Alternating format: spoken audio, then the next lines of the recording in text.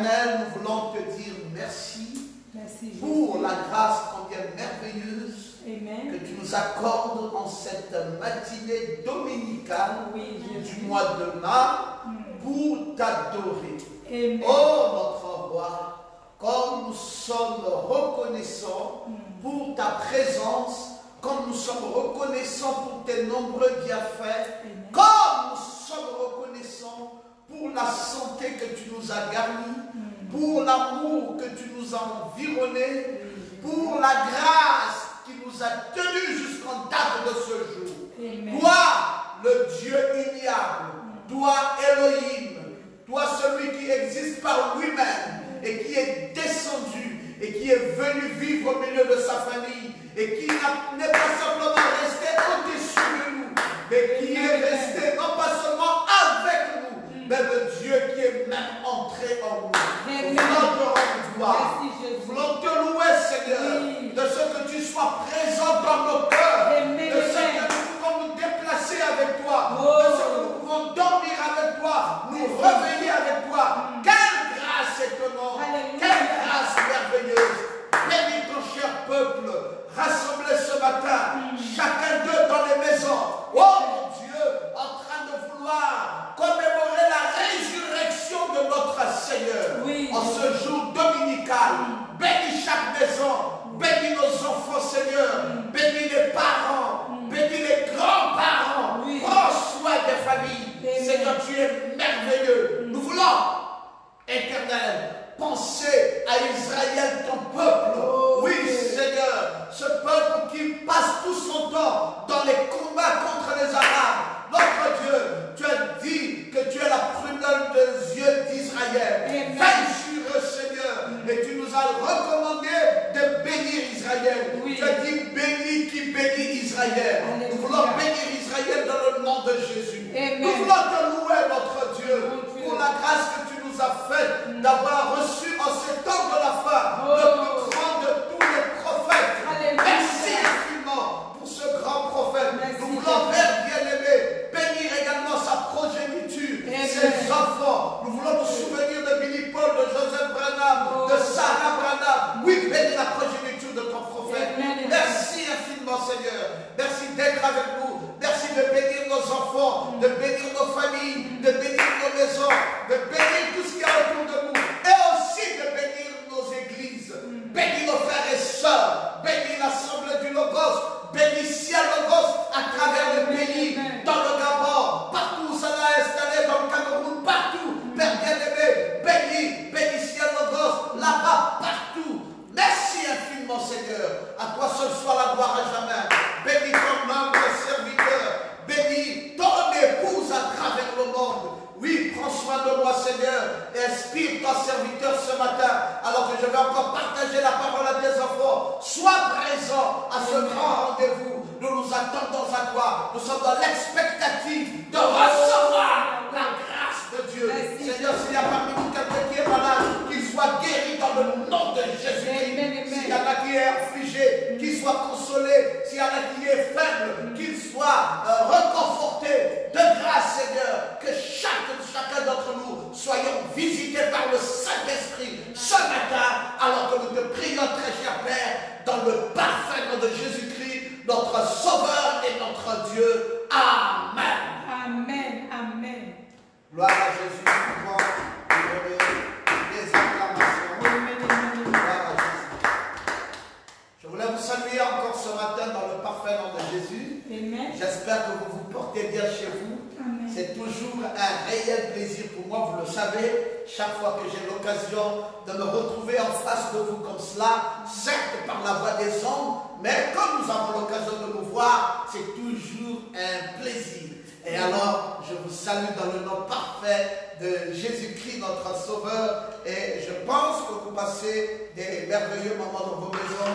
Je pense également que le Saint-Esprit continue à veiller sur vous et continue à prendre soin de vous. Merci infiniment. En tout cas, pour notre part, le Seigneur nous soutient dans sa grâce. Nous avons eu une émission dans la semaine. Oui, une émission qu'a voulu un certain média des États-Unis, et ça s'est tant bien que mal passé bien. nous avons exprimé simplement les petites convictions que nous avons dans nos cœurs. Merci infiniment, merci à Dieu pour sa grâce et pour son amour. Alors, si ce n'est pas trop vous déranger, je vous prierai de bien vouloir vous mettre debout, même si vous êtes à la maison, pour que nous puissions lever les couleurs de l'étendard de notre Dieu, qui est sa parole. Alors que nous sommes debout, nous allons donc lire notre texte habituel dans 2 Samuel au chapitre 18 du verset 24. David, 2 Samuel 18, 24, David était assis entre deux portes. La sentinelle alla sur le toit de la porte vers la muraille. Elle leva les yeux et regarda. Et voici un homme courait tout seul. La sentinelle cria et avertit le roi. Amen. Amen. Veuillez tranquillement vous asseoir. Oh là là, que des temps merveilleux, que des temps bénis, que des temps agréables avec notre Dieu. Nous avons déjà parlé de ce message dont nous continuons à parler d'ailleurs. Je pense qu'aujourd'hui nous serons au 7e volume. C'est un merveilleux message. C'est comme une série d'un film. C'est comme quelque chose de merveilleux. Pourquoi il peut durer aussi longtemps? Mais parce qu'il s'agit là d'un pèlerinage. C'est le pèlerinage du chrétien sur la terre. C'est le pèlerinage du bien-aimé. Et comme c'est un pèlerinage, eh bien, imaginez que ça ne peut pas faire simplement 2 volumes. Il s'agit là d'un voyage multidimensionnel. Alors, comme le voyage est multidimensionnel, ça prend aussi le temps de sa multidimensionnalité. Oh, que le nom de Dieu soit merveilleusement loué. Et je reçois à travers vos commentaires tout le plaisir que ce message vous fait, parce que vous commentez suffisamment et je suis bien content de cela. J'apprécie cela parce que je vous ai dit, c'est l'émotion que l'on ressent de la parole. Vous savez, une religion sans émotion, je l'ai tout le temps dit ici, est une religion morte. Ce qui montre qu'il y a la vie dans la parole que nous vous partageons, c'est l'émotion que vous avez par vos amens, par vos écrits, par vos commentaires et même par la répétition des phrases du pasteur. Parce qu'il peut arriver que des gens prennent l'émission, enfin prennent la prédication en cours. Et parfois, c'est grâce à vos commentaires qu'ils peuvent savoir quels sont les chemins par lesquels nous sommes passés pour arriver là où eux ils commencent. Donc, c'est toujours bien de réécrire quelques paroles du pasteur et de reproduire cela en texte.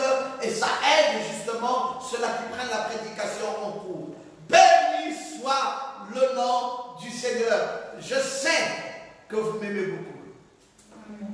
Et j'aimerais vous dire également que je vous aime.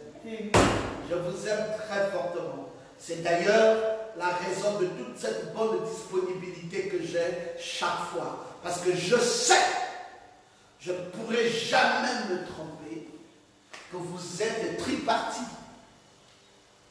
Vous avez la partie du corps qui mange tranquillement à la maison, qui peut manger le niamboué, qui peut manger le chocolat, l'odika, qui est la bonne nourriture du Gabon, qui peut manger des feuilles de manioc, tel que le pasteur Goma chérit cela, et qui peut manger tout ce que vous aimez bien, les haricots. Ben écoutez, ça c'est simplement la nourriture physique. Et je suis bien conscient que votre âme a aussi besoin de manger. Je ne peux pas faire autrement. Je suis le cuisinier. Je suis celui-là dont Jésus a recruté pour vous faire la cuisine et disposer un restaurant et vous faire entrer dans le restaurant de la gastronomie spirituelle. Il y a ce restaurant-là de la gastronomie spirituelle. Alors donc, il faudrait que je dispose tout ce qu'il nous faut le mercredi à 16h. J'ouvre le restaurant pour vous. Le vendredi à 16h, j'ouvre à nouveau le restaurant pour vous. Et le dimanche à 10h, j'ouvre le restaurant pour vous. Ces 3 jours dans la semaine, c'est pas beaucoup. Et je vous connais très présent à ces moments-là. Vous êtes toujours là au rendez-vous. Et une des choses aussi que j'apprécie, c'est l'ambiance qui existe entre vous. Vous savez, du moment où on ne se voit plus et qu'on peut se voir en ligne, c'est toujours un réel plaisir. Ça rassure.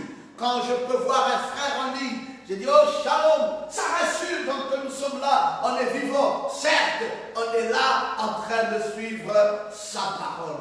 Oh, je voudrais saluer nos prédicateurs, Papa Nathanaël et Papa Gabriel. Oui, leur amour pour la parole, toujours à leur lieu de rendez-vous. Je veux saluer nos chantres, frère Benjamin Oneyes Diaketon à Port-Gentil. Je veux saluer tout le monde, je veux saluer tous nos chantres ici, Toussaint, Olivier Nico, Teddy Kellier, oui, un grand architecte.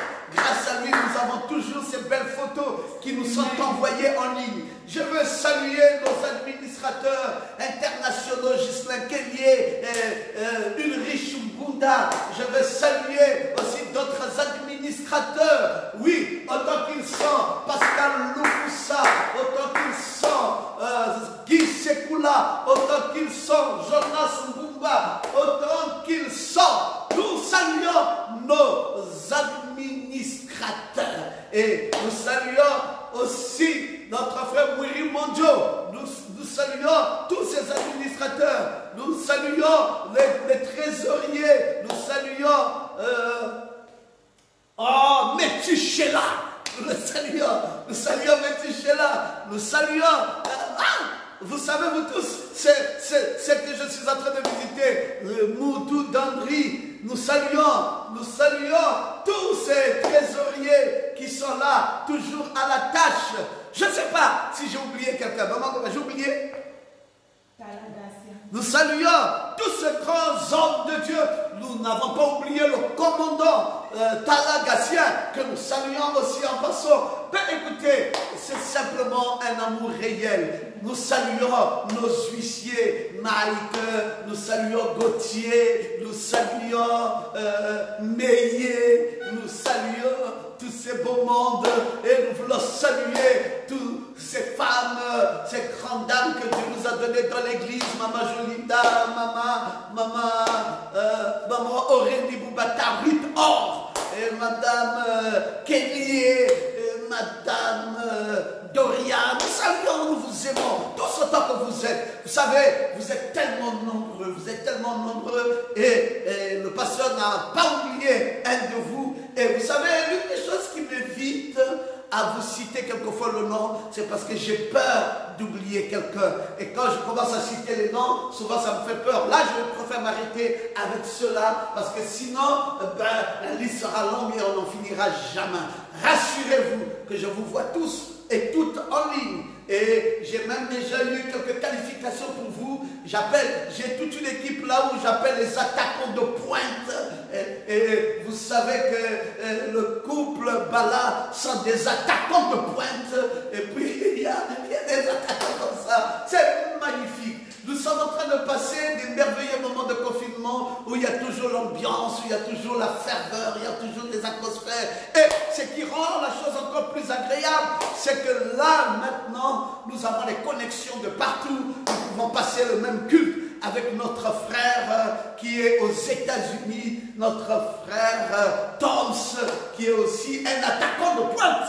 Et nous avons aussi Jessica en Allemagne, le couple Stéphane, des attaquants de pointe. Nous avons en Afrique du Sud, nous avons au Maroc, nous avons beaucoup de personnes. Et nous avons à cela l'épouse de Jésus-Christ qui est partout, distribuée à travers le monde, en RDC, en Angleterre, aux États-Unis, au Cuba, en Australie et partout dans le monde entier. On est suivi de partout et il y a des réactions fortes. Nous avons même aussi des attaquants de pointe là-bas au niveau de la France.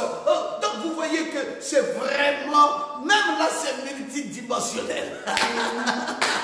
Même là encore, c'est toujours et toujours multidimensionnel. Gloire à Jésus. Et nous voulons donner nos appréciations à la petite église de Santa Catalina à Libreville.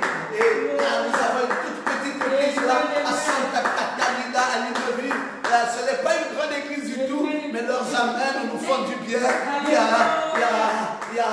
Gershom, qui a la Cadera, il y a Sarah, qui est celle qui fait le huissier, et il y a Maman Goma, qui est l'intercesseuse. Écoutez, nous avons une aussi belle équipe ici, et ça fait beaucoup d'ambiance. Vraiment, sentez-vous bien. C'est simplement que je vous aime et content de vous savoir en ligne, prêt à l'écoute de la parole. Amen. Nous avons lu la parole. Nous prenons juste un petit texte qui relève exactement ce dont nous avons besoin de parler. Nous avons un thème qui est la sentinelle. Nous avons un sujet qui est le voyage multidimensionnel de David. Et vous savez, quand nous parlons de David, ne prenez pas ça comme un personnage unique.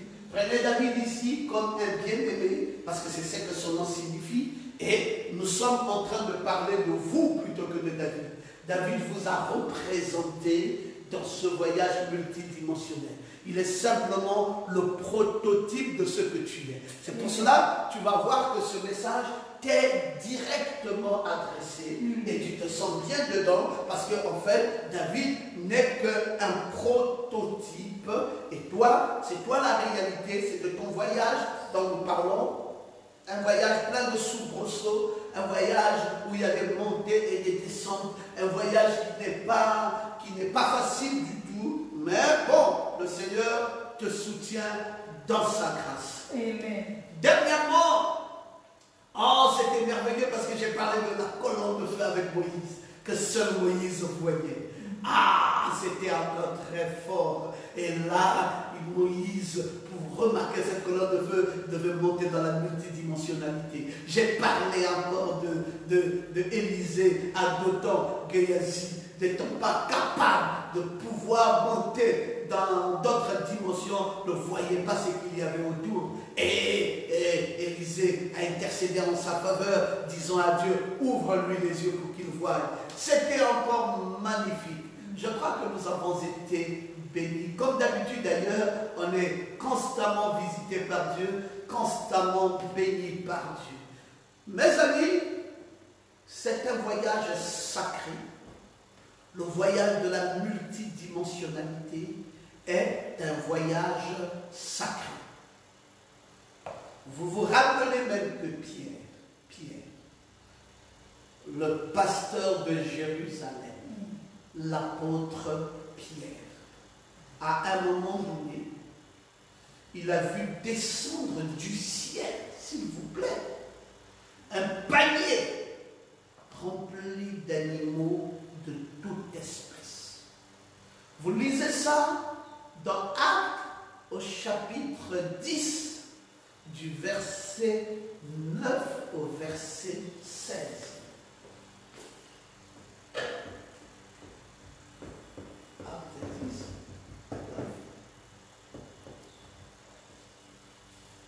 Il voit des animaux descendant du ciel, mais c'est vraiment un panier rempli d'animaux de toute espèce. Il voit un ange du Seigneur alors qu'il est en prison. Donc, quand tu vois d'abord cette affaire-ci, le dimanche, tu dis non, écoutez, vous n'allez pas demander à un seul homme comme moi de manger des animaux de toute espèce. Dieu lui dit, c'est parce que tu es encore ancré dans tes traditions légalistes. Ben, écoute, comment peux-tu oser traiter d'impur c'est que ton Dieu traite de pur? Monte dans une dimension plus haute. Tu verras que là, à la dimension où tu seras, maintenant tu rentreras dans une pleine liberté, tu rentreras dans une pleine grâce, tu rentreras dans une pleine vie et tu n'auras plus à trier la parole de Dieu. Tu ne rentreras dans une dimension où tout ce qui est de la parole, Pierre, tu ne diras que Amen. Amen. Voilà là où c'est très beau. Parce que parfois, quand nous ne sommes pas encore élevés, il peut nous arriver de trier la parole. Ne triez pas la parole. Même quand ça vous condamne, dites Amen. Même quand c'est à votre faveur, dites Amen. La parole restera la parole. Amen. Et nous ne sommes que des êtres humains à qui Dieu a fait la grâce d'entrer dans la parole. Amen. Pierre a connu beaucoup des histoires aussi merveilleuses. Vous savez qu'il était en prison et il a vu un ange du Seigneur tout en étant en prison. Ah oui, Pierre a vécu ces choses merveilleuses. Il pouvait se poser la question, comment est-ce que cet ange est arrivé jusqu'à lui? Ben c'est magnifique. L'ange n'a pas de limitation.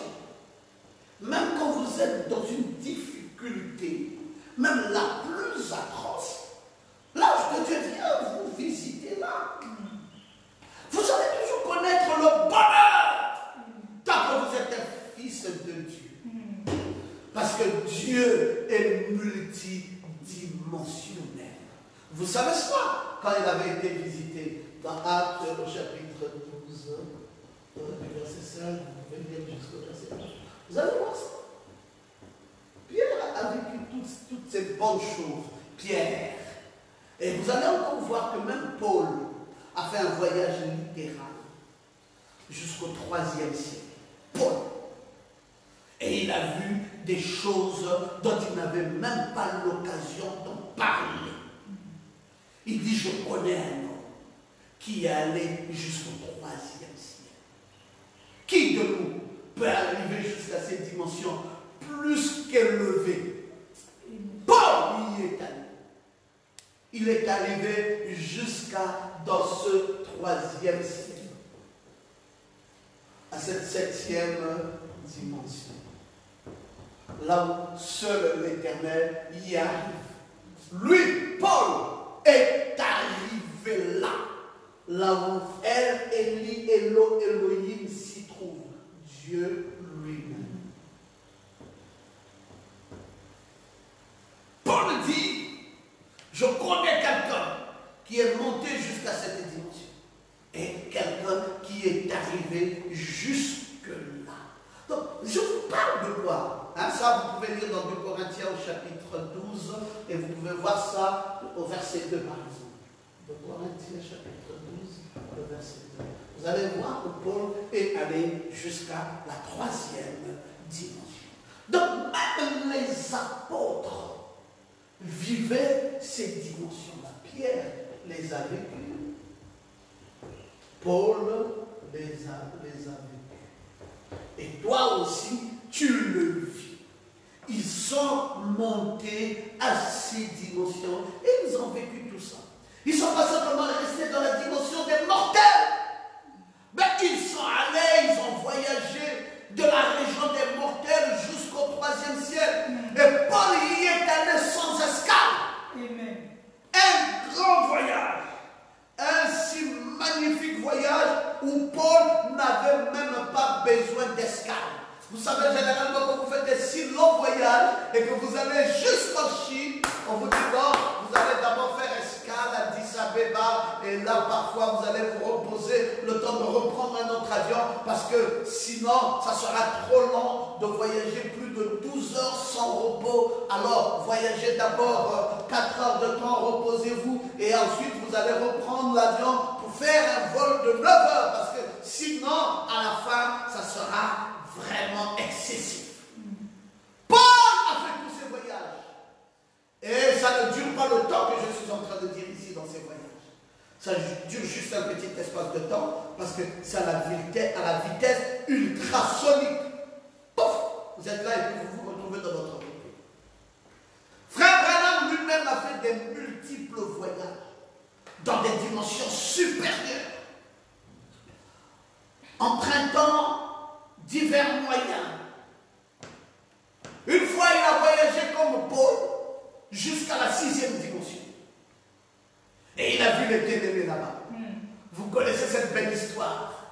et où les frères sont venus rencontrer frère Branham. Ils ont dit, notre bien-aimé, notre précieux frère Branham. Et frère Branham était là. Et ils lui ont dit, oh, si tu n'étais pas venu, nous ne serions pas ici. Amen. Nous sommes ici, frère Branham, parce que tu étais venu, notre précieux frère. Et frère Branham dit que là-bas, il n'y avait pas des glandes salivaires pour dire que si on s'embrasse, on aura le coronavirus. Non, là-bas, il n'y a plus le coronavirus. Vous pouvez vous embrasser parce qu'il n'y a pas de maladie qui se donne et il n'y a même pas d'attraction charnelle. Amen. C'est un endroit magnifique, frère Branham, à voyager jusque là-bas. Et mes amis, comment ne pas faire mention de ça? Comment ne pas en parler? Vous voyez que nous en parlons maintenant pendant que nous sommes au 7e volume. Ça veut dire qu'il y a trop de choses à dire. On ne peut pas passer par un voyage multidimensionnel sans arriver à donner ce précieux témoignage. Notre précieux frère, si tu n'étais pas venu, nous ne serions pas ici. Quel voyage magnifique! Paul aussi a voyagé à la 6e dimension. Parfois, il empruntait les visions, les songes, la foi, la connaissance pour se connecter au monde des esprits. Il y a plusieurs types d'avions. Si vous voulez aller là-bas, vous pouvez parfois voyager par les visions. Vous pouvez parfois voyager par les songes. Alléluia. Vous pouvez parfois voyager par la foi.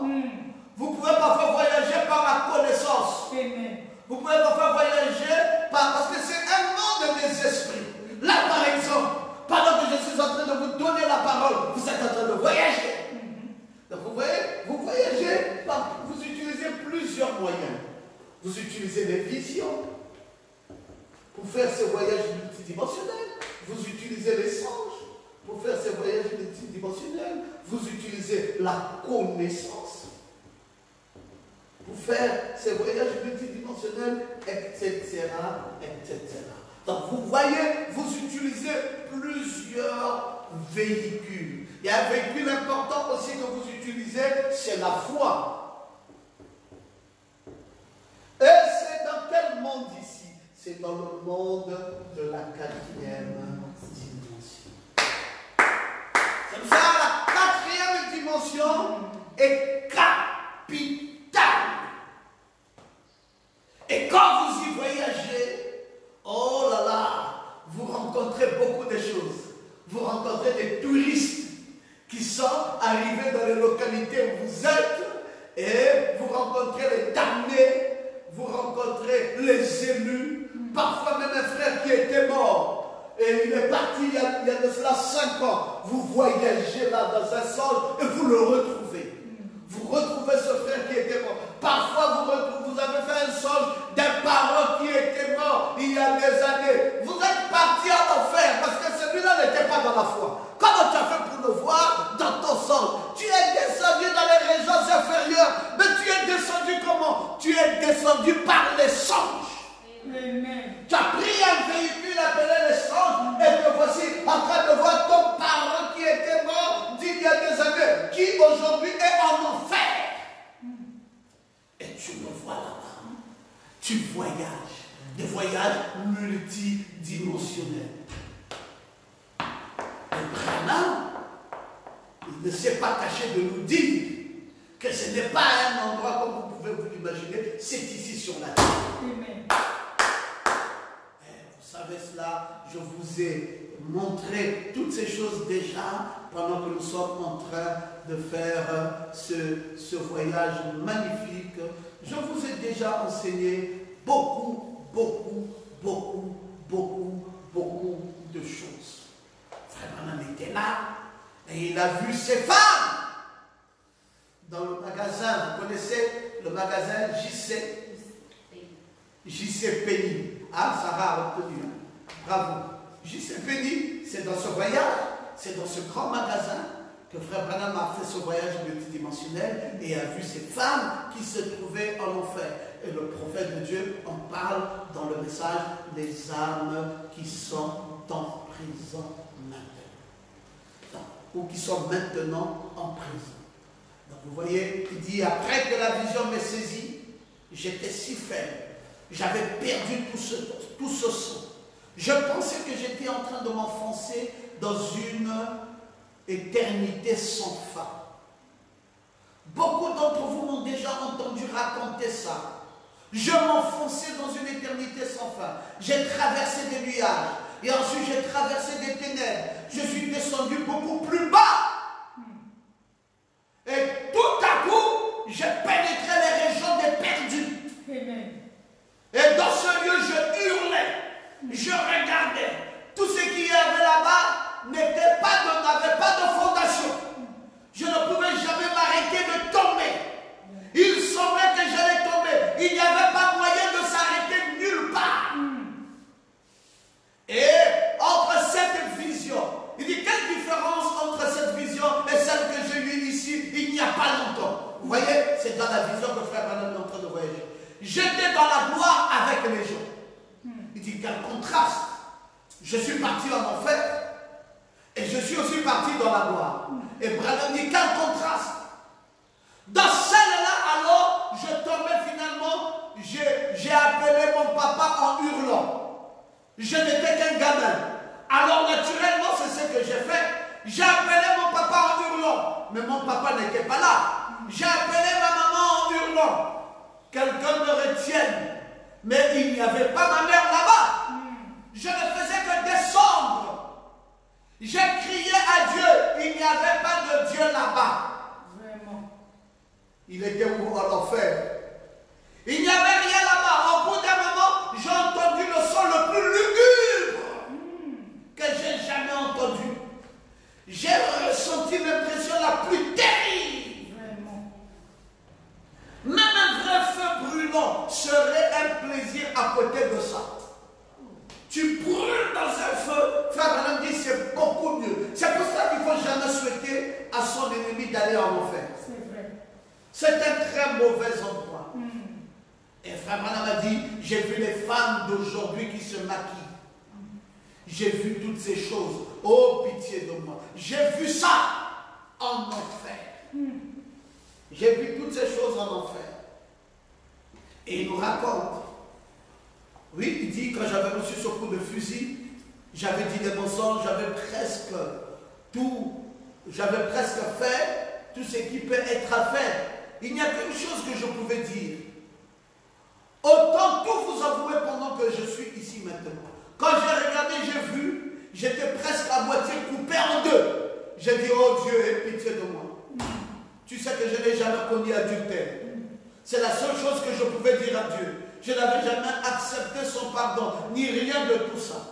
Tout ce que j'ai dit, c'est que je pouvais dire, je n'ai jamais commis adultère. Frère, madame, comment ça se justifie en enfer? Il dit Dieu, Allah m'a dit, je ne veux pas voir ça. Il croyait qu'il vivait ça dans le naturel. Ça vous montre à quel point, mes amis, c'est difficile d'aller dans cette dimension. Ah, c'est là autour de nous, nous vivons tous les jours de notre vie. Nous sommes en train de franchir ces barrières. Amen. Et quand nous disons, les mortels, les uns pénètrent dans les lieux célestes, mais les autres dans les hauts lieux, dans les lieux élevés, juste pour marquer la différence ou la nuance des destinations. Parfois nous allons là où c'est glorieux, mais parfois nous allons aussi dans les plus bas enfers. Amen. Frère Branham continue à nous parler dans le message que pensez-vous de Christ. Il dit, tout est arrangé, amen. Allons de l'avant. Que pensez-vous de Christ? Puis, il se tait d'abord de l'endroit où ils allaient être jetés dans la fournaise ardente. Il s'agissait de l'heure la plus sombre qu'ils aient jamais vue. Remontant de cette fournaise ardente, jusqu'au moment où ils y allaient être jetés. Frère Branham dit, tournons nos caméras ce matin et braquons-les au ciel. Sortons de cette dimension et regardons là-haut. Amen. Lorsque les choses semblent si mornes, Il y a toujours quelque chose qui se passe dans un autre monde. C'est vrai, oui, monsieur. Amen. Quand ça ne va pas, quand les choses semblent si bonnes, tu marches, tu descends, tu descends, tu descends encore, tu descends, tu vois si ta marche. Branham dit, cette marche-ci, dans laquelle tu n'es pas confortable, parce que les choses semblent si bonnes, il dit qu'il y a une autre marche qui va comme ça. Tu vois, ça s'arrête là. Ça, c'est une première marche où les choses semblent mornes. Il n'y a rien qui n'est beau là. Tu as la maladie, tu as les soucis, tu as le manque d'argent, tu as des problèmes de tout genre. Tu te sens vraiment pas bien dans ta peau. Tu as perdu la joie. Tu n'as pas une bonne compagne de vie. Tu n'as pas un bon compagnon de vie. Tu n'as pas des beaux enfants, des bons enfants, avec un bon esprit. Il n'y a personne qui te console. Tout le monde est contre toi. Tout le monde t'a tourné le dos. Ça ne va vraiment pas. Quand tu vas dans cette marche où tout est mort, Branham dit, il y a quelque part. Alléluia. N'oublie pas, une marche où tout s'envole vers le haut. Amen, amen. Une marche stable où tout est merveilleux. Amen. Tout est merveilleux. Il y a aussi cette marche-là. Donc, vous devez savoir, ne pensez pas que quand vous êtes en train de connaître des misères et que c'est douloureux pour vous, vous allez penser, vous allez dire, oh mon Dieu, pourquoi ça? Non, il existe aussi. Alléluia. Il existe aussi quelque part. Amen, amen, là où c'est beau. Amen. Maintenant, c'est qu'à toi de faire le choix. Et le choix là, c'est une loi invisible. Amen. Il faut faire un choix. Il faut maintenant te retourner là où c'est beau. Il faut te retourner là où c'est formidable. Il faut te retourner là où il n'y a pas le chaos. Là où tu peux vivre une vie aisée. David s'est retrouvé à En-Gedi. Là où c'était quoi? Là où c'était mort. Il a 600 soldats, femmes et enfants sous sa charge, mais il est fugitif. Et l'autre a 3000 soldats, est tout puissant, est fort. Et il doit faire face à quelqu'un qui peut très facilement l'écraser. David a marché ici, là où c'était mort. Saoul était là. Les Amalécites étaient là. Les Philistins étaient là. Absalom était là. Saoul, David a marché là où c'était mort.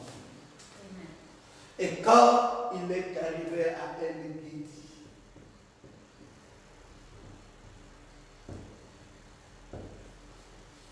il a rencontré là Saoul,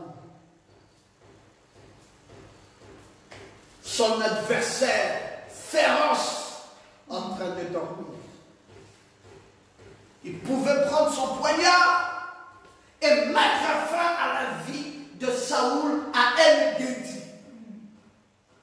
David a dit non, je ne ferai pas pareille chose. Que Dieu m'en préserve. Amen. Et David a quitté En-Gedi et monté au sud de Juda, là dans le désert de Paran. David est maintenant encore remonté au sud de Juda, dans le désert de Paran. Oh David, mon Dieu, que de voyages terribles. Et cette fois-ci, David, dans cet endroit, il n'est pas encore véritablement à Juda, il n'est qu'au sud de Juda. Mais c'est déjà très proche de Juda. Et là, il est dans le désert de Paran. Il rencontre là un insensé dont le nom est Nabal. Nabal était un chef fermier à qui David va demander de l'aide. David dit, je suis fugitif. Nabal, chef fermier, s'il te plaît, apporte-moi un peu d'aide. Nabal dit, niet. Je refuse de t'aider. Le même Nabal que David avait pourtant aidé quand David avait eu des problèmes avec les Philistins. Nabal, l'insensé,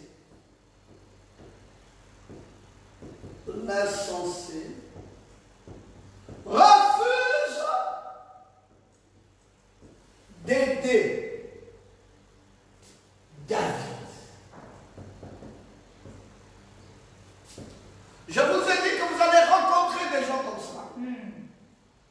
Des gens ingrats. Vous aurez beau leur rendre des services.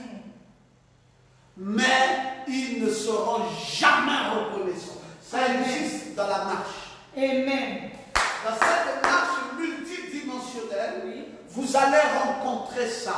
Vous allez rencontrer des Nabal. Tu dis, mon cher, je suis maintenant arrivé là où toi tu es. Je suis en difficulté, un fugitif. Je viens là pour fuir Saoul. J'arrive dans ta contrée. Apporte-moi de l'aide. Et le gars dit, jamais. Il dit, non, souviens-toi quand tu avais des problèmes avec les Philistins. Moi, je t'avais aidé. Il dit, oui, d'accord, mais là, ici, je ne te connais plus. Quel souci! Oh mon Dieu, un souci grave. Qui va donc venir en aide à David? Une femme. Alléluia. Du nom d'Abigaïl. C'est Abigaïl qui va plutôt aider David.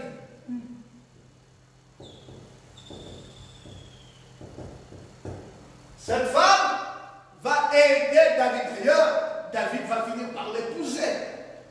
Parce que David, vous savez que lui, c'était l'homme à plusieurs femmes. Et il avait d'abord pris la fille du roi, et puis il avait évolué, il avait encore pris Michal, et puis il a évolué. Maintenant ici c'est Abigaïl. Il doit encore prendre Abigaïl. Parce qu'il dit à Abigaïl, comme tu m'as épargné du mal, ce que Nabal aurait pu faire, il n'a pas pu faire, et toi tu me parles de Saoul, alors tu deviens ma femme. Abigaïl va dire à Nabal, ton cœur est joyeux à cause du vin, mais endurci par Dieu. Amen. Tu es content parce que Saoul peut te donner des faveurs, mais tu ne cherches pas le côté où Dieu se trouve. Tu aurais pu être du côté de David. C'est là où tu dois savoir. Il arrive des moments, les amis, où nous avons en face de nous une volonté de Dieu et une volonté de se faire plaisir. C'est un choix. Tu as ici David, donc Dieu est là avec David. C'est un côté. Et tu as un autre côté ici, Saoul est là. Mais, et aussi, ton va dans le plaisir. Ton plaisir est ici. Maintenant, on te dit de faire un choix. Quel est le choix? Nous sommes confrontés à ça. Amen. Très souvent, à cause de son plaisir, on brise Dieu. L'argent qui devait aller chez Dieu, l'argent qui ne t'appartient même pas, qui appartient à Dieu, parce que c'est la dîme. Mais à cause de ton plaisir, tu tournes le dos, tu coupes là et tu récupères ici. Pour ton plaisir. Mais sache que c'est dangereux. Et c'est ce que Nabal a fait. Et Abigaïl a reproché Nabal d'avoir fait le très mauvais choix. Le choix de son vin, le choix de son plaisir, plutôt que de faire le choix de Dieu. Et vous savez ce qui va arriver à Nabal? 10 jours de vie. Après, Nabal va mourir.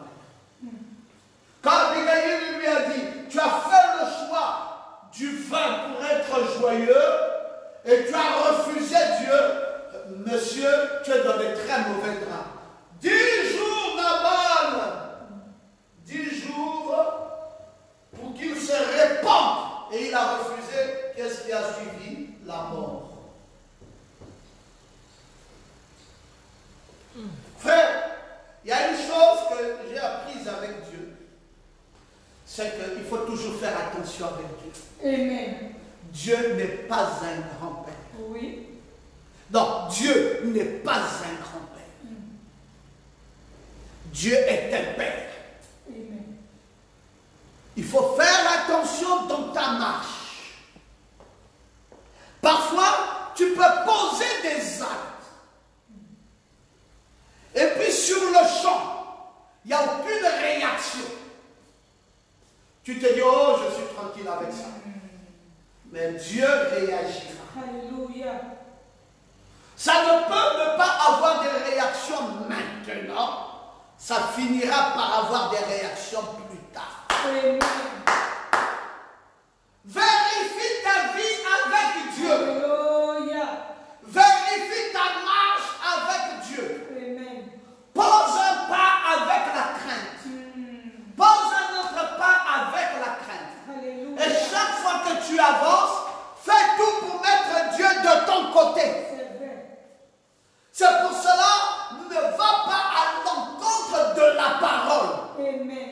Va avec la parole. Vous pensez que quand le matin que je suis là, j'étudie la parole tous les jours, j'étudie la parole. C'est pour que je sache la volonté parfaite de Dieu est où. Amen. C'est important de savoir où est la volonté parfaite. Sinon, tu peux aller, croyant, et tu rends un service à Dieu en dehors de sa volonté. La volonté de Dieu, c'est la parole de Dieu. Amen. Si tu vas dans un sens où Dieu n'y est pas, tu vas te créer des problèmes. Amen. Amen. Voilà comment Nabal s'est créé des problèmes. 10 jours seulement suffit pour qu'à la fin, sa vie s'arrête. Pourquoi Nabal? Mais oui, parce que Nabal est en train de blaguer. Et c'était 10 jours de souffrance. On a dit à Nabal, tu as mal agi. Prends le côté de Dieu, tu vas prendre le côté du diable. Et David alla chercher Abigail et l'a mis comme femme. Il dit à Abigail, toi, tu deviendras Madame David. Tu deviens un vrai partenaire. Pour avoir suffisamment bien compris ce qu'il fallait faire, tu deviens un partenaire. Amen. Maintenant, David, est-il à l'aise? Non. David quitte le sud de Juda à Paran. David voyage encore. David, c'était un long voyage. Me frère, regardez David dans le mouvement. Là, il n'est plus dans le sud de Paran. David quitte après le sud de Paran. Il descend un tout petit peu à Aquila.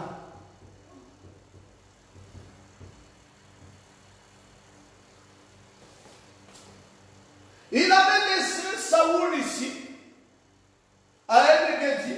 Et Saoul, lui aussi, avait quitté En-Gedi et était venu à Aquila. Saoul est encore ici, à Aquila, là où David est venu, sans savoir que Saoul est encore là.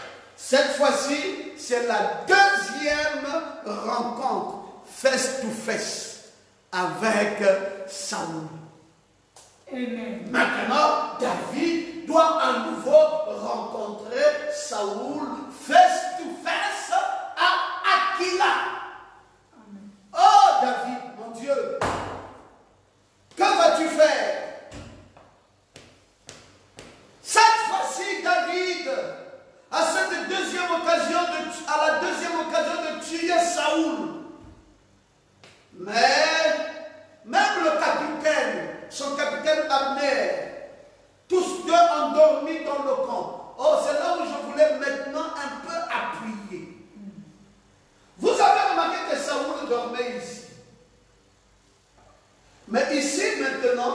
Aquila, nous avons le nom de la sentinelle de Saoul. Il s'appelle Abner. Qu'est-ce qu'Abner fait? Saoul est encore en train de dormir, la maladie du sommeil. Bon, je préfère que Saoul dort, mais que Abner, la sentinelle de Saoul, soit éveillée. Non, Abner aussi dort. C'est là où c'est vilain. Oh, j'ai un pasteur. Il est où? Il dort. C'est pas vrai. Oh non, bon, le pasteur a dit que comme c'est le temps de confinement, on va rentrer d'abord dans vos maisons et puis nous reviendrons à l'église plus tard quand Dieu voudra que l'église revienne. Ah! Ça, c'est quel pasteur? Vraiment. Oh non, c'est notre pasteur, il a dit, bon, puisqu'il n'y a plus rien à faire. Il n'y a plus rien à faire. Oh non, l'État a décidé. Mais écoute, est-ce que c'est l'État le gestionnaire de nos âmes? Vraiment. L'État, c'est le gestionnaire de nos corps. Mais l'État n'est pas le gestionnaire de nos âmes. Amen. Conditions favorables ou pas favorables, Timothée prêche la parole. Amen. Insiste. Tu n'attendras pas que les conditions soient favorables pour prêcher la parole. Il y a un grand auditoire, il y a la louange, il y a l'ambiance. Alors là, je peux prêcher la parole. Non! Amen. Conditions favorables ou pas favorables, prêche la parole. Amen. Nous voici maintenant où Abner, la sentinelle de Saoul. Saoul était dénominationnel. Amen. Et sa sentinelle est un pasteur dénominationnel. Amen. Il dort avec le roi dormant. Le roi ici est supposé être celui qui est dans l'âme. Parce que c'est l'âme qui est le trône.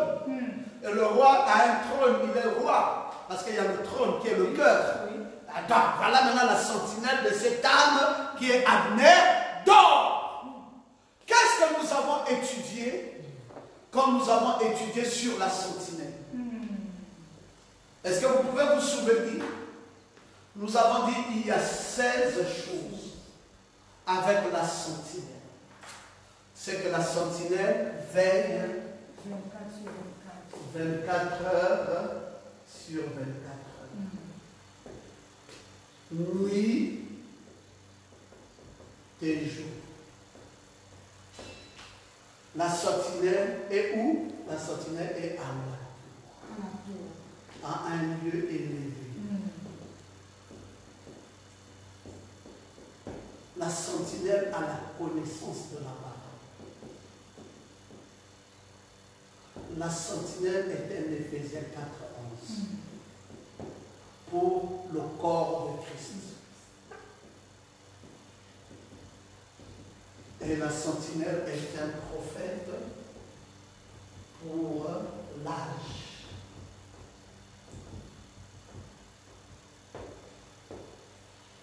On a vu tout ça. La sentinelle veille 24 sur 24. La sentinelle est à la tour dans un lieu très élevé. La sentinelle voit une vision correcte. Voit correctement. Il ne doit surtout pas être un myope. Il doit avoir une vision correcte. Il doit pas être un myope. Il doit être dans les lieux, dans une tour. Il doit être un Éphésiens 4:11 pour le corps de Christ et un prophète pour l'âge.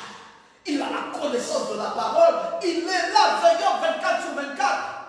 Ça ne doit pas être un paresseux. Non. Ça ne doit pas être un dormeur. Non. La sentinelle a quelque chose que tout le monde n'a pas. Dieu l'a équipé. Oui. Il a un équipement sur lui. C'est un homme équipé. Bon, maintenant, nous sommes ici devant une sentinelle appelée Abner. Que fait-il Abner? La sentinelle de Saoul, un dormeur. Amen, amen. Mon frère, si Dieu m'envoie un ministère, je vérifie les 16 choses. C'est ce qui me permet, moi, de savoir si cet homme de Dieu est correct ou pas. Si je peux m'engager vis-à-vis d'un tel homme de Dieu, je dois être sûr de sa connaissance de la parole. Je dois être sûr de sa vision. Je dois être sûr que c'est un homme qui aime les choses de Dieu. Il est passionné, il est à la tour, à un lieu élevé, il est spirituel. Je dois être sûr qu'il médite la parole nuit et jour pour nourrir mon âme. Si je ne vois pas un certain nombre de choses, je ne peux pas m'engager. Saoul, pourquoi tu t'engages vis-à-vis d'une telle sentinelle à laquelle tu n'es pas sûr? Saoul, une erreur lamentable. Nous avons dit quoi, une erreur encore? Lamentable. Ah oui, nous avons dit c'est une erreur lamentable. Vous voyez, dans la pluie de la première et de l'arrière-saison, je veux que vous remarquiez, au moment où cette sentinelle avait averti, où la sentinelle avait parlé aux gens du jugement qui approchait. Suivez bien. Il bâtissait une tour là-haut sur la muraille et une sentinelle était sur cette tour. Nuit et jour et nuit, 24 heures sur 24 heures. C'est dans le message, la pluie de la première et de l'arrière-saison. Amen. Cette sentinelle surveillait l'est, le nord, l'ouest et le sud. Oui, il faut ajouter ça. Amen. Il surveillait l'est, l'ouest, le nord et le sud. Je ne serai jamais d'accord avec quelqu'un qui ne connaît pas la parole dans toutes ses dimensions. Amen. Tu dis que tu connais le message, tu suis le message. Est-ce que tu peux me donner le programme de Dieu pour les 10 vierges? Parce que le programme de Dieu pour les 10 vierges a contourné l'Est, l'Ouest, le Sud et le Nord. Les 10 vierges avaient les lampes allumées. Les 10 vierges, leurs lampes s'éteignirent. Oui. Même les lampes du prophète William Branham s'éteignirent. Et Dieu dit au prophète Branham, emmagasine la nourriture. Nous sommes déjà à la 3e phase. Amen. Il emmagasine la nourriture, la 3e phase. Et après quoi? Après qu'il a emmagasiné la nourriture, nous passons à la 4e phase, le cri de minuit, la voix, le message, les 7 tonnerres. Nous sommes déjà en 63. Là, on a quitté quoi? On a quitté l'ouest, on est déjà parti à l'est pour prêcher maintenant les 7 sceaux, dans lesquels le 7e sceau, les 7 tonnerres sont compris. Et après, on est encore à l'est. Pendant qu'on est là maintenant, on dit alors la distribution des lampes. Parce qu'après le cri, on passe à la phase de la préparation des lampes. Et la préparation des lampes en 3 étapes. La distribution des lampes, la mise d'huile dans les lampes et l'élévation des lampes pour son éclairage. Et si tu vois bien, les lampes allumées, les lampes éteintes, emmagasiner la nourriture, 4e, le cri de minuit, après maintenant la distribution des lampes 5. Et une fois qu'on a distribué le blé, il faut l'avaler. 6e, prenez le petit livre ouvert, avalez-le. Là maintenant, on met l'huile dans les lampes. Alléluia. C'est quoi? 6e position. Maintenant, les lampes déjà sont bien équipées. Il faut mettre la lumière et l'élever. Alors, prophétise de nouveau. Alléluia. Et après, nous redescendons au sud. Parce que là, déjà, nous sommes au sud. L'Afrique est déjà là. Benjamin est là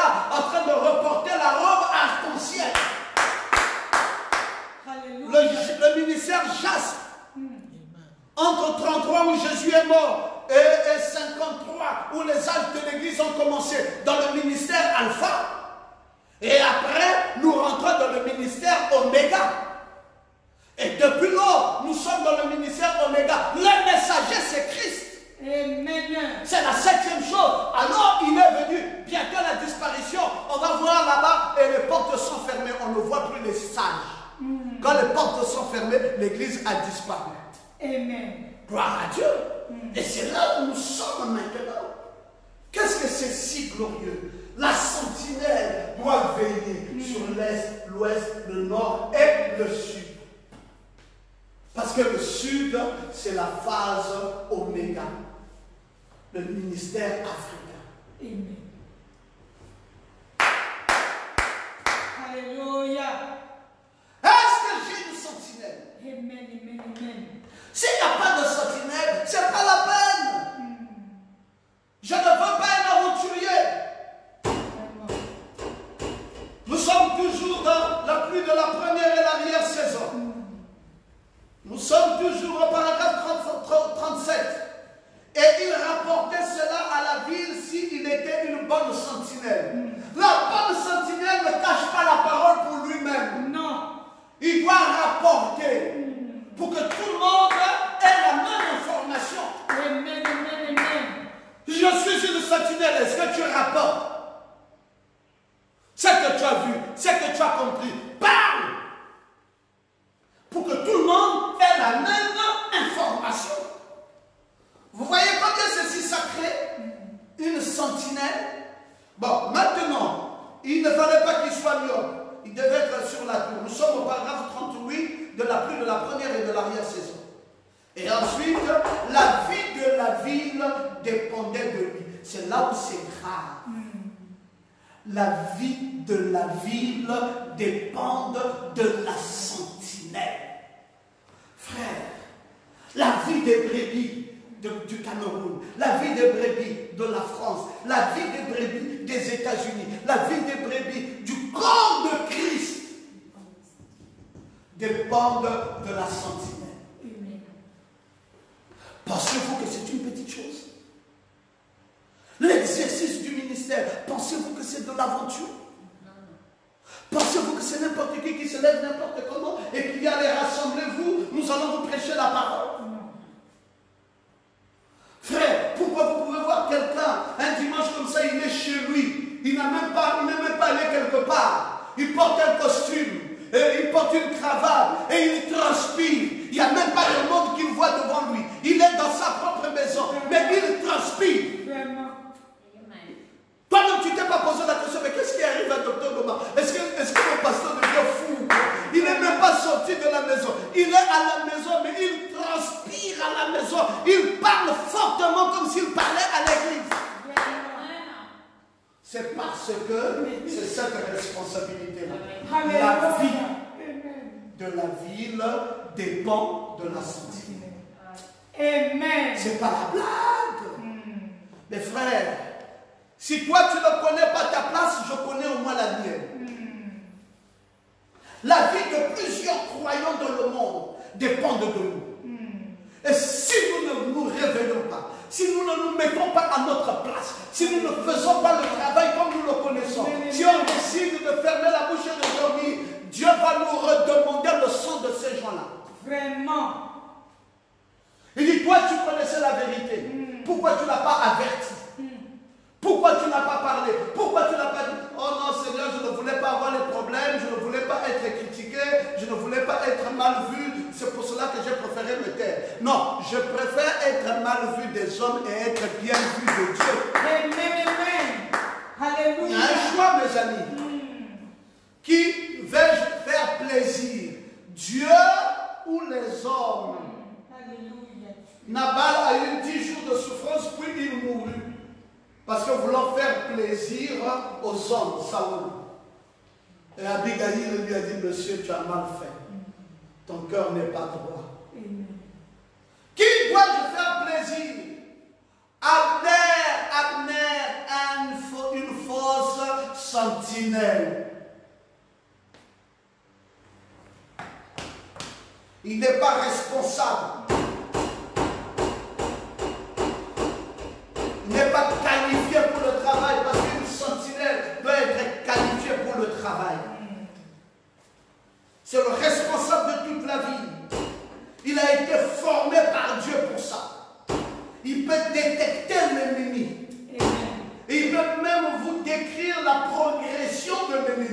jusqu'à quel niveau l'ennemi s'y trouve.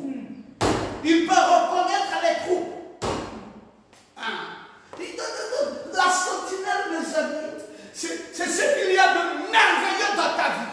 Amen. C'est pour cela que tu n'es pas dans la dénomination. Tu ne peux pas rester en dessous. C'est pour cela que tu ne peux pas aller. Oh oui, frère Branham m'a dit qu'après lui, il y aura quelqu'un qui viendra. Oui, Christ. Amen. C'est lui le dernier. Il s'est été cité. Son nom est même cité. Oh non, quelqu'un. Oh, un homme. Éphésiens 4, 11. Oh non, Josué. Oui, Éphésiens 4, 11. Amen. Oh non, frère. Attention. Tu veux un homme individuel fait de chair, que lui seul dirige l'église, il n'avait que 7 hommes comme ça dans ses mains. Si Dieu, dans son plan de la rédemption, avait un 8e, il aurait mis 8 dans ses mains. Il n'en avait que 7. Tu vas ajouter une branche dans le chandelier pour que ça soit un chandelier à 8 branches. Fais toi-même ton chandelier à toi. Nous, le nôtre n'a que 7 branches.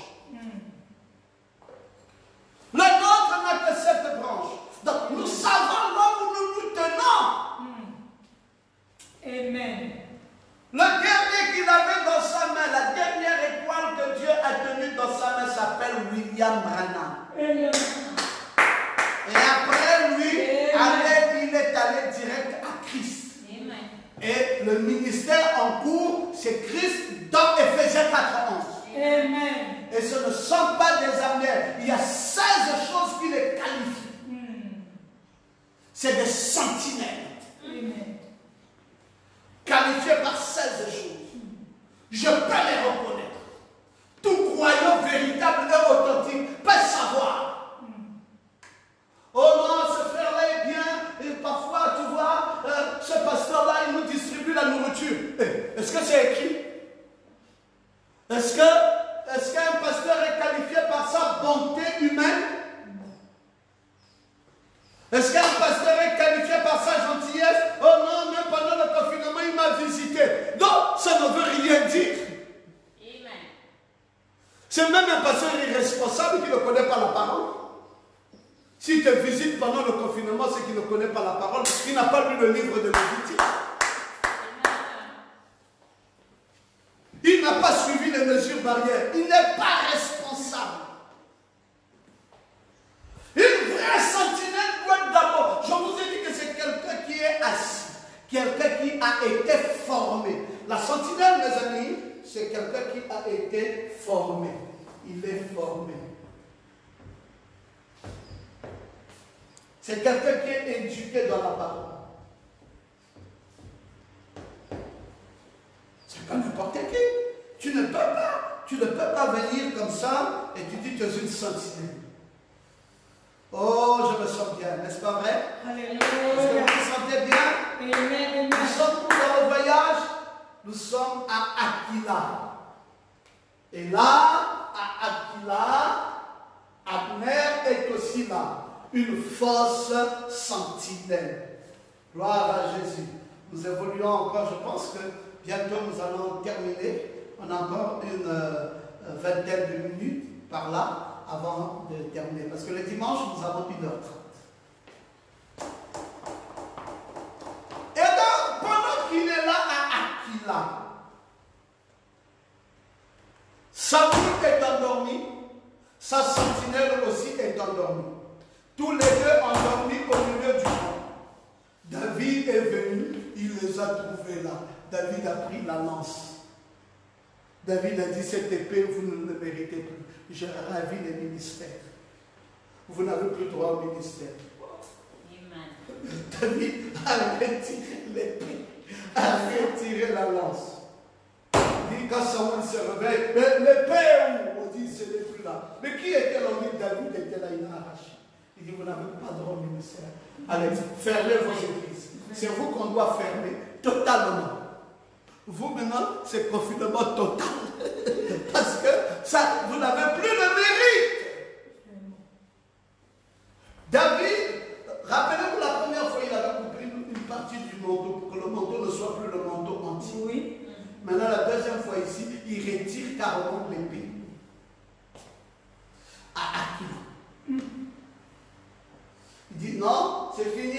n'avait plus droit à ça. Donc de En-Gedi à Hakila, 2 événements majeurs s'est passé avec David et Saoul.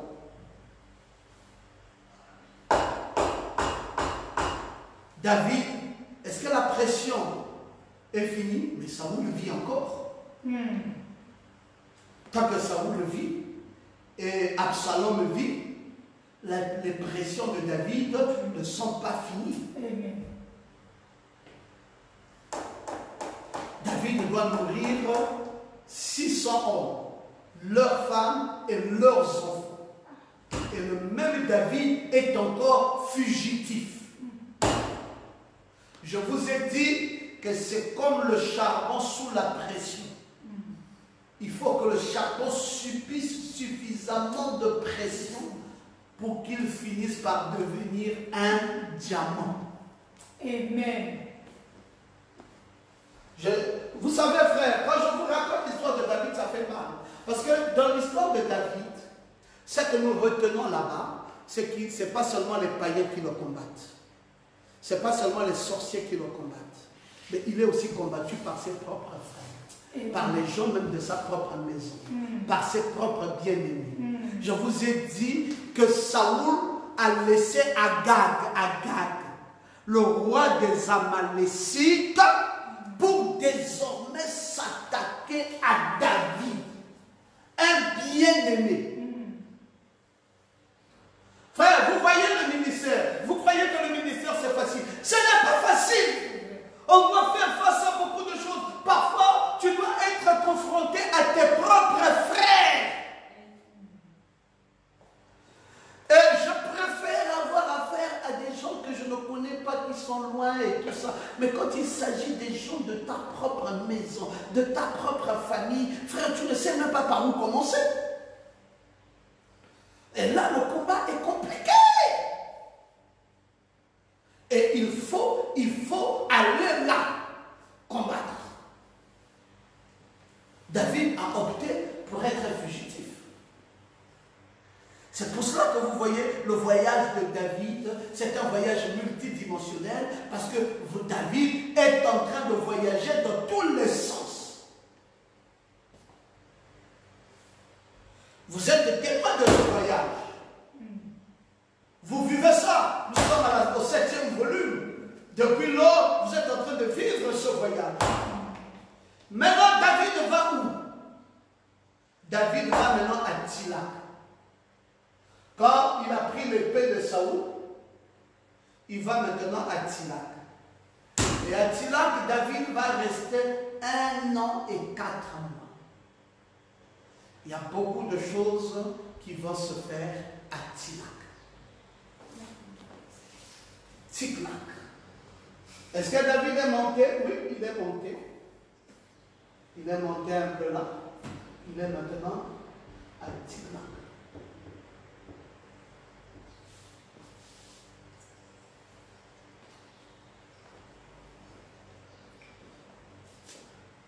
À Ticlac, où David est, David savait que Saoul ne le pourchasserait pas.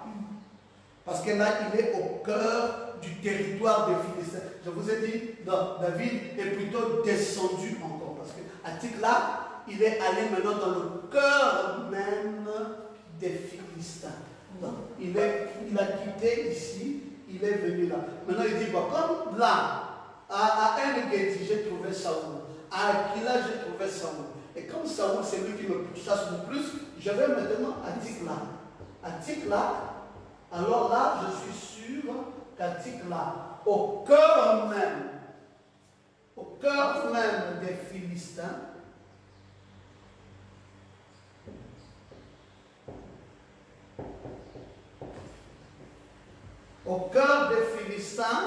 je pense que je serai un peu plus en sécurité là. Parce que Saoul aura du mal à venir à Ticlac, sachant bien que c'est chez les Philistins. Et là, à Ticlac, que moi je qualifie un peu comme la Odyssée, il y a un territoire qui est là, c'est le territoire de Gath. Gath, c'est la ville où est venu Goliath. Et là, à Tziklag, c'est là où Goliath, à Gath, où était sa ville. À Gath. La ville de Goliath. Et maintenant, David est ici, et là, à Gath. David, es-tu en sécurité là? David dit, on va voir un peu ce qui va se passer. Je ne sais pas encore. Et David retrouve Akish. Vous vous souvenez d'Akish? Akish était ce roi de Gath. David, quand il avait quitté le pays de Nob, était descendu pour faire l'amitié avec Akish dans le pays de Gath. Vous vous souvenez de l'histoire? Et là, maintenant, c'était à Tziklag. Et maintenant, David est là, dans le pays de Gath, là où se trouve Akish. Le roi Akish. Et maintenant, David est certain que ça va bien se passer. Akish l'accueille convenablement comme un allié, sachant que c'est l'ennemi de Saoul. Voilà comment l'histoire se passe. C'est que eux ici, leur ennemi, le grand ennemi des Philistins, c'est Saoul qui est le roi d'Israël. Maintenant, David est aussi un Israélite, donc un ennemi des Philistins. Mais un ennemi un peu différent à qui l'on peut faire la grâce parce que même ses propres frères ne l'aiment pas. Alors donc on peut le racheter pour dire, comme toi tes frères ne t'aiment pas, tu peux venir chez nous et puis tu vas te mélanger avec nous pour devenir un semi-philistin. L'Odyssée, mes frères, l'Odyssée. Un peu chrétien et un peu païen. Ni chaud, ni froid. Et parce que tu es tiède, je te vomirai de ma bouche. Alléluia. Maintenant, David est arrivé à l'Odyssée, dans le cœur même des Philistins. Mais comme ennemi de Saoul, alors les Philistins l'adoptent pour qu'il devienne un semi-philistin. Donc, moitié israélite, moitié philistin. Est-ce que ça va plaire à Dieu? Non. Ça ne peut pas plaire à Dieu. Ça ne peut jamais plaire à Dieu. Dieu n'a pas fait des délits chrétiens. Jamais. Soit vous êtes totalement chrétien. Alléluia. Soit vous êtes totalement païen. Vous ne pouvez pas être un peu païen et un peu chrétien. Voilà le problème. Maintenant, David est moitié-moitié. Où ça? À Tziklag. David va devoir vivre une vie à moitié chrétienne et une vie à moitié païenne. Parce que Tziklag, autrefois, appartenait à Juda. C'était une ville qui avait été donnée par Josué quand ils étaient entrés dans le pays. Mais cela avait été capturé par les Philistins. Mais jamais occupé par les Philistins. Donc, les Philistins avaient capturé cette ville qui autrefois appartenait à Juda, donnée par Josué, capturé cette ville, mais eux-mêmes ne voulaient pas l'occuper. C'est plutôt les descendants de Siméon qui ont occupé cette ville, de la tribu de Siméon. C'est eux qui ont occupé désormais Tziklag. Voilà l'histoire de Tziklag. Ils vivaient dans la soumission, mais contrôlés par l'ennemi. David, tu vas vivre là comment? David dit, c'est la paix à tout prix. Ah non. Frère, je vais vous dire ce que ça veut dire la paix à tout prix. Tout ce que moi je veux, c'est la paix à tout prix. Le prix ici. C'est-à-dire que, laissez-moi tranquille, je veux la paix. Même s'il faut collaborer avec l'ennemi. Je collabore avec l'ennemi. Tout ce que je veux, c'est la paix. Laissez-moi. Je suis fatigué. J'ai couru. Je me suis battu. Je ne peux plus. Je suis fatigué. Maintenant, je suis épuisé. J'ai trop combattu. Maintenant, c'est la paix à tout prix. Erreur. Vraiment. Qui t'a dit que la paix à tout prix existe dans ce pèlerinage terrestre? Vraiment. Oh. Oh frère, écoute, je vais me marier avec toi frère. Vraiment, excuse-moi. J'ai été dans le monde, j'ai eu trop de déceptions. Je ne sais pas comment tu viens. Dis-moi toute la vérité. Est-ce que tu ne vas pas déconner? Oh non, mais moi, en tout cas, je ne sais pas. Pourquoi tu me compares avec les autres du passé? Il dit non, je ne te compare pas avec les autres du passé. Je laisse simplement. Ah non, non, non, je n'ai pas envie de me comparer avec les autres du passé. Je t'ai dit que je viens pour te troubler. Dis non, frère, regarde, ma petite fille ici est trop fragile, trop faible, trop ceci. Est-ce que tu peux me supporter comme m'ont supporté mes parents? Est-ce que tu peux m'aimer comme m'ont aimé mes parents? Avec mes défaillances, avec mes manquements. Peut-être que je ne vais pas bien préparer un jour. Est-ce que tu peux accepter ça comme ça? Peut-être que je ne peux pas être capable de te soulever au lit, de t'amener jusqu'à les dimensions ciel que tu veux avec les femmes que tu as connues dans le monde. Peut-être que je ne saurais pas faire comme ça. Est-ce que tu peux me supporter comme ça? Peut-être. Non, moi je ne suis pas venu pour ça. Je ne suis pas venu pour le sexe. Je ne suis pas venu pour ceci. Ne me compare pas. Moi je suis venu pour ta paix. Ok, d'accord frère. Je te fais confiance. La paix à tout prix, ça n'existe pas. Amen. Le même frère là, 3 mois plus tard, va commencer par te sortir des tiroirs les dossiers que lui n'aime pas chez toi. Voici ce que je n'aime pas chez toi, tu dors trop. Frère, je t'avais dit avant de rentrer dans ce contrat que moi je dormais.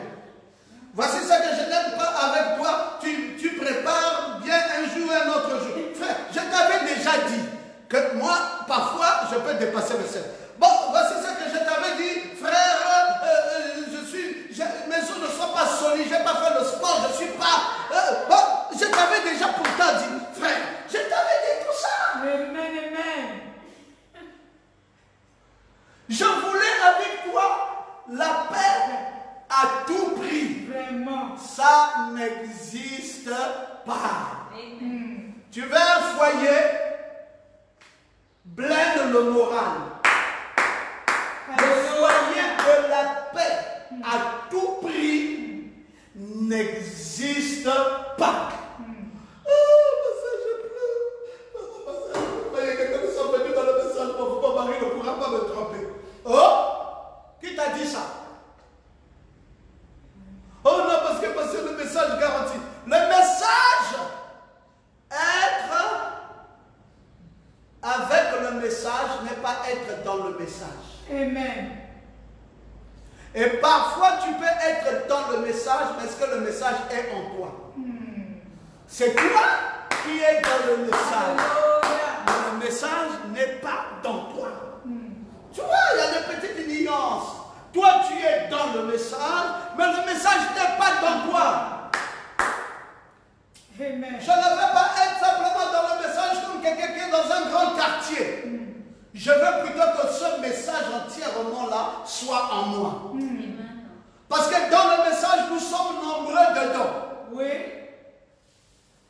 Il y a les semi-croyants dans le message. C'est ça. Il y a les faux croyants dans le message. Être dans le message ne veut rien dire. Amen. Oh, je suis dans le message. Oui, il y a des faux croyants dans le message. Il y a des semi-croyants dans le message. Et il y a aussi les vrais croyants dans le message. Ce que moi je désire, c'est que le message soit dans moi. Amen. Pas que moi je sois dans le message. Parce que dans le message, c'est un quartier général où on retrouve tout le monde. C'est ça. Amen. La paix à tout prix. Oh, alléluia. La paix à tout prix. Je veux la tranquillité. Je ne veux pas que quelqu'un qui vienne me moisir la vie. Frère, si tu n'es pas prêt à me supporter comme je suis, passe ta route. Non, rassure-toi, moi je suis là pour le cœur. D'accord. Bon, soeur, si tu n'es pas, parce que j'ai trop subi, hein, soeur. C'est toi qui viens là, tu viens encore pour me faire subir. Attention, moi je ne veux plus les problèmes. Je veux une femme qui m'aime, une femme qui est fidèle, une femme qui aime mon Dieu. Oui, frère, elle sera là, elle va te dire oui, je suis là, je répondrai à tout. Mais pour combien de temps? Vraiment. Pour combien de temps? J'ai eu une longue discussion hier avec une ancienne brebis du Logos. D'ailleurs, dont je n'ai même pas la maîtrise aujourd'hui. Elle vit maintenant en France. Elle est venue au Logos avec le papa de ses enfants.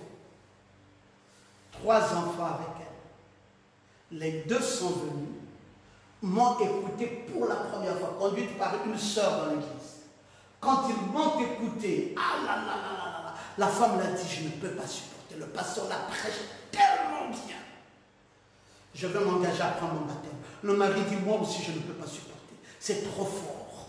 Le mari a pris le baptême. Le même jour qu'ils sont arrivés, les 2 ont pris le baptême. Ils sont partis à la maison, ils ont dit désormais, toi et moi, chrétiens, chrétiens, chrétiens, chrétiens. La paix à tout prix. La paix à tout prix, chrétiens, chrétiens. Maintenant, ils se sont confessés leurs histoires entre eux. Tout ça, je ne connais pas. Ça s'est passé il y a 3 ans passés. Après, dans l'église, un frère de l'église, un de leurs parents, leur demande de l'argent pour les aider à faire quelque chose. Ils prennent de l'argent, plus de 300 000 francs, ils donnent à ce frère. Le frère escroque l'argent.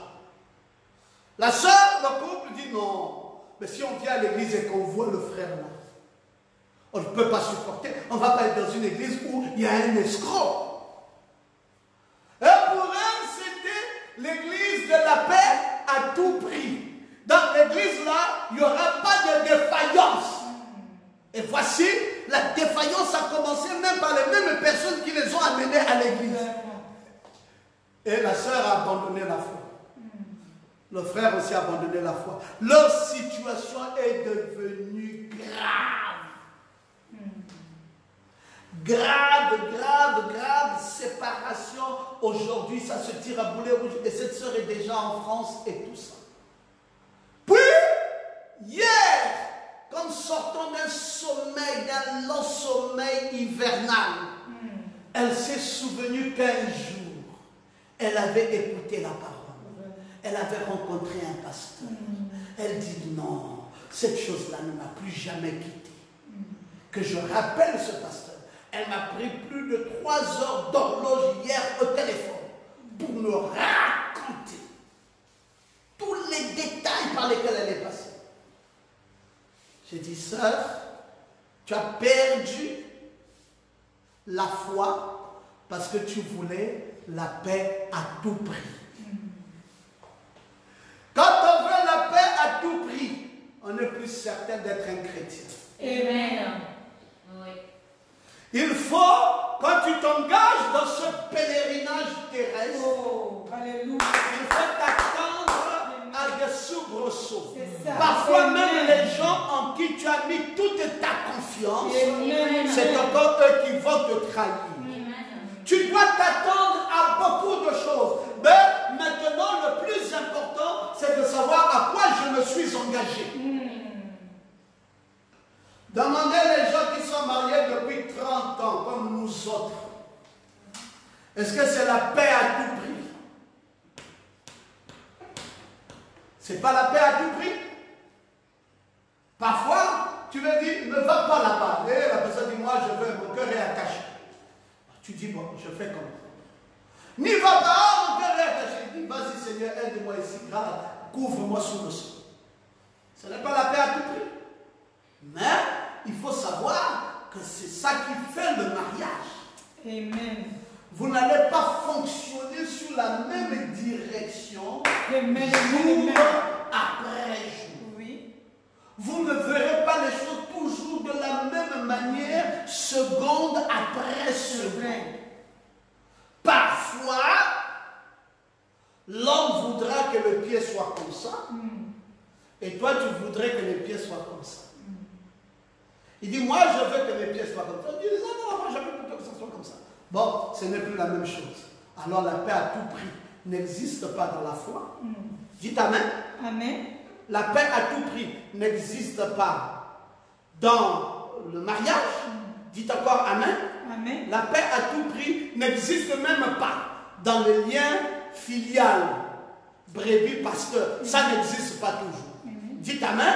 Amen. La paix à tout prix n'existe pas dans le lien paternel, dans le lien père-fils. Dieu même avec Dieu. Parfois, mon frère, tu seras arrivé au bout. Tu dis, pourquoi Dieu ne m'avait pas secouru? Pourquoi là, il ne m'avait pas aidé? Ce Dieu-là que j'aime tant, ce Dieu-là que je... Pourquoi là, il ne m'a pas aidé? Dieu a fermé les yeux.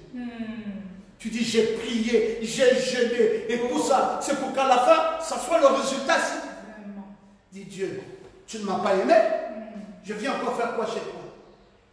La paix à tout prix n'existe pas.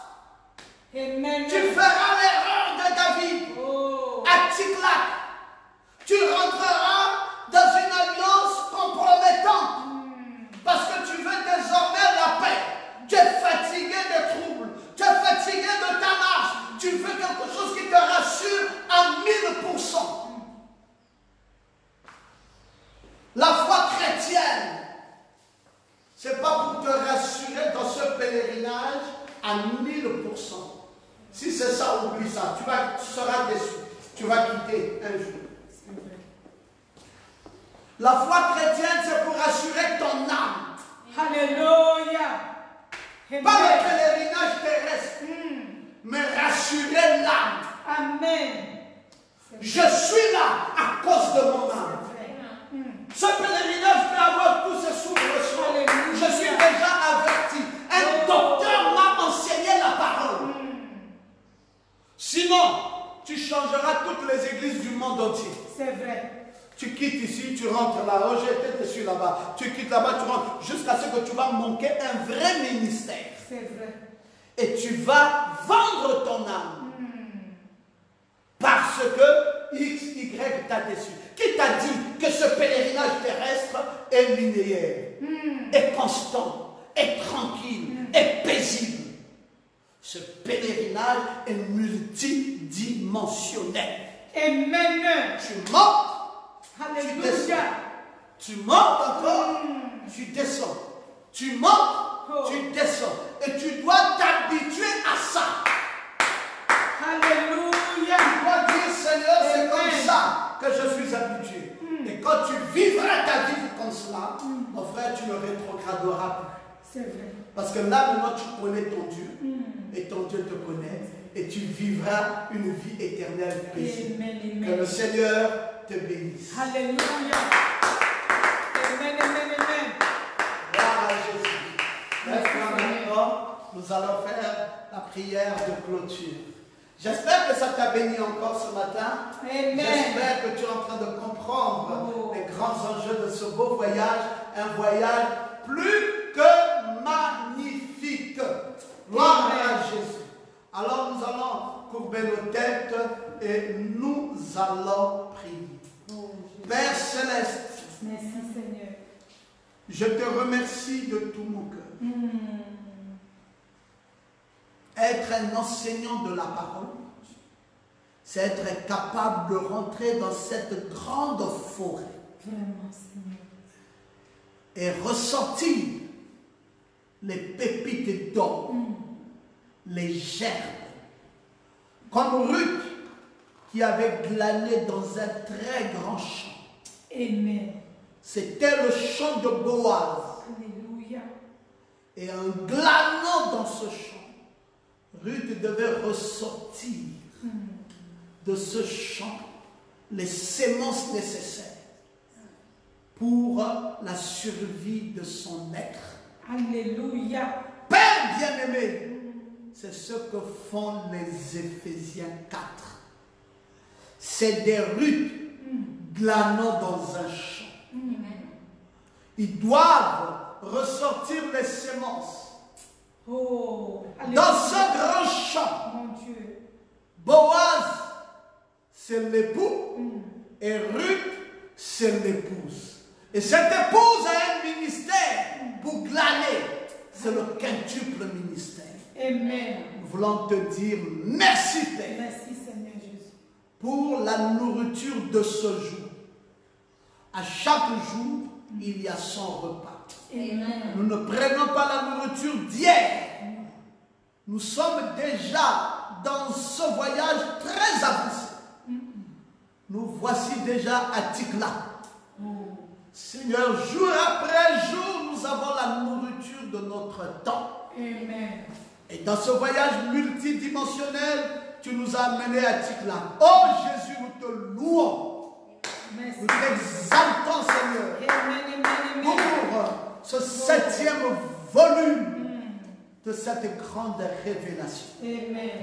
Du voyage multidimensionnel de mon bien-aimé. Maintenant, nous comprenons que la paix à tout prix n'existe pas. C'est vrai, Jésus. Nous voulons rechercher un Dieu. Pas être dans le message, mais le message être dans nous. Amen. Nous avons compris bien de bonnes choses encore ce matin dominical. Je prie pour chacun de mes enfants qui sont en ligne. Alléluia. Je prie pour chaque serviteur de Dieu qui nous suit présentement. Je prie pour chaque famille afin qu'ils soient visités par la colonne de feu. Que la gloire de Dieu brille dans leur vie. Merci infiniment, Seigneur. Tu es simplement merveilleux. Nous voulons te donner la gloire, la louange et l'honneur dans le nom parfait de Jésus. Merci pour la parole de ce jour et merci de nous accompagner et nous accordant un excellent dimanche. Amen. Et une excellente semaine qui va commencer et qui a déjà commencé ce matin. Amen. À toi soit la gloire et l'honneur au siècle des siècles. Dans le parfait nom de Jésus-Christ, notre Sauveur, nous venons de te prier, de te rendre grâce, Père. Amen. Amen. Que le Seigneur vous bénisse très richement. Amen. Et qu'il vous bénisse chez vous. Oui, maintenant nous ici, on prend nos dîmes et nos offrandes. Que le Seigneur vous bénisse. En tout cas, dans la paix du Seigneur, à nous revoir mercredi. N'oubliez pas, à 16h. Invitez le maximum de personnes. Gagnez de nouvelles âmes à Christ. Et signalez-moi s'il y a de nouvelles âmes. Et oui, nous verrons dans quelle mesure aider ces nouvelles âmes à être avec nous en Christ, tel que vous et moi nous le sommes. Que Dieu vous bénisse. Shalom. Amen. Shalom, mon fils. Shalom. Quel temps glorieux.